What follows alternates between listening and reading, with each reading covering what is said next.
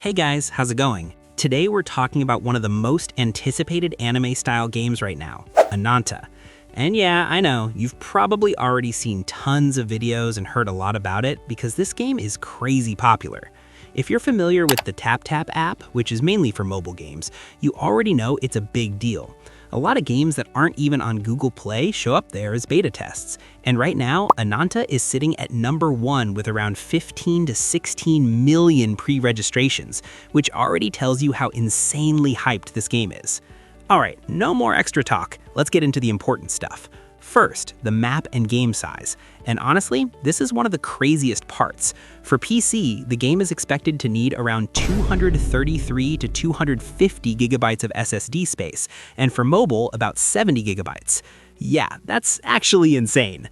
But the developers said that in the final version, it might be optimized down to around 150 to 180 gigabytes, which is still huge. Now let's compare it a bit. Games like Genshin Impact reached around 80 to 100 gigabytes on PC, but that's after 6 years and tons of updates. Withering Waves keeps increasing about 5 gigabytes with every update and is around 114 gigabytes after a few years, but Ananta is starting at a level that already feels massive. Even compared to AAA games, it's surprising. For example, games with huge worlds like Stalker 2, which is a dark open-world action game full of monsters, or Crimson Desert, which has a map even bigger than Red Dead Redemption 2 and Skyrim, they're around 150 gigabytes. But Ananta being 150 to 180 gigabytes at launch? That's honestly shocking. So why is the size so big? The answer is simple: a massive, detailed world and city design. The main city, Nova City, includes main missions, side quests, smart NPCs, and tons of interactive systems. So a very important question: can you enter every building? Short answer, no. But you can enter many important and iconic places in the city. For example, clubs like Sonic Boom Club, libraries like Whalebone Library, art galleries like Eve Gallery, and different businesses. Each of these places is uniquely designed and has its own missions, activities, and interactions. At the same time, many normal buildings like apartments or small shops are just part of the environment and can't be entered. This is actually a smart design choice because it allows developers to focus more on important areas instead of wasting resources. So let's talk about Nova City itself. The city is inspired by modern Japanese architecture, mixed with fantasy and realism. You've got crowded streets, shiny skyscrapers, green parks, sunny beaches, and industrial zones, all designed in a beautiful anime style that makes the world feel alive. And it doesn't stop there. The developers have promised that in the future, new cities inspired by European and American architecture will be added. These cities will be connected through fast travel, so the world will keep expanding over time. Now, one of the key features of Ananta is deep interaction with the environment. Players can use the environment in gameplay, like throwing objects at enemies, using vehicles for combat or escape, hacking electronic systems like in Watch Dogs, solving puzzles, and even modifying some tools. This makes every fight and mission feel unique depending on your creativity. There are also many side activities like collecting hidden items, racing events, environmental puzzles, interacting with animals like collecting cats, and more.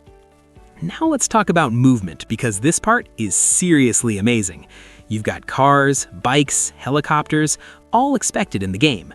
But if you're into fantasy, don't worry. You can literally move through the city like Spider-Man swinging between buildings. And honestly, that's going to be one of the most fun parts of the game. There's also metro systems, racing, and hundreds of different activities across the city. Now, one of the most important features, smart NPCs. These NPCs are not just random characters. Each one has their own behavior, daily routine, and reactions.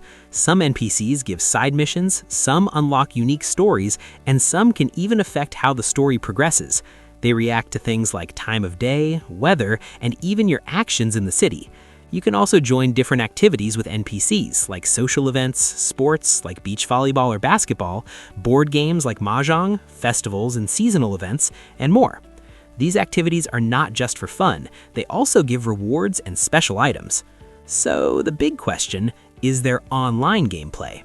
Yes, you can play with friends in co-op similar to Genshin Impact and complete some missions together, but it's not a full MMORPG.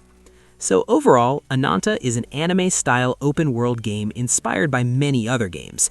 You can clearly see inspiration from GTA-style world design, Watch Dogs hacking systems, Sleeping Dogs combat, and Spider-Man movement. Honestly, it even reminds me of Crimson Desert, a game that mixes many different ideas together into one world. Now about the release date. There's no official date yet, but many people expect it to release late 2026, maybe November or December.